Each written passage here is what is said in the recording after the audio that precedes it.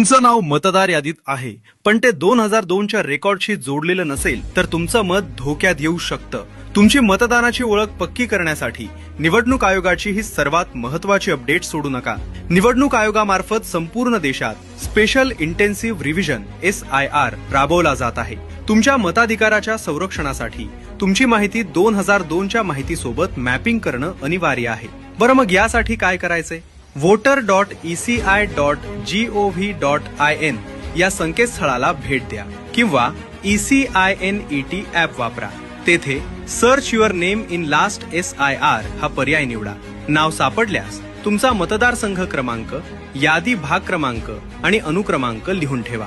ही माहिती घेऊन आपल्या भागातील BLO बूथ लेव्हल ऑफिसर यांना भेटा आणि मॅपिंग पूर्ण करा.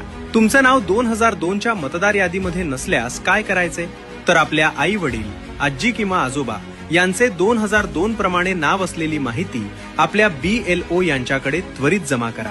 मग घरातील सुनबाईंनी कसे करायचे? त्यांनी त्यांच्या माहेरची 2002 मधील माहिती गोळा करून BLO कडे द्यावी. यासाठी लागणारे आवश्यक कागदपत्र आजच शोधून रेडी ठेवा. सादर केलेल्या कागदपत्रांवर जन्म दिनांक आणि जन्म ठिकाण असणे अनिवार्य आहे.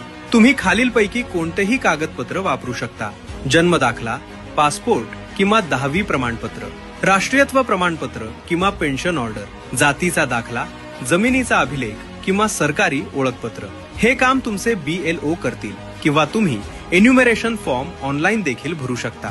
मित्रांनो, ही प्रक्रिया फक्त सरकारी काम नाही, तर आपल्या लोकशाहीचा हक्क सुरक्षित करण्याची जबाबदारी आहे. हा व्हिडिओ तुमच्या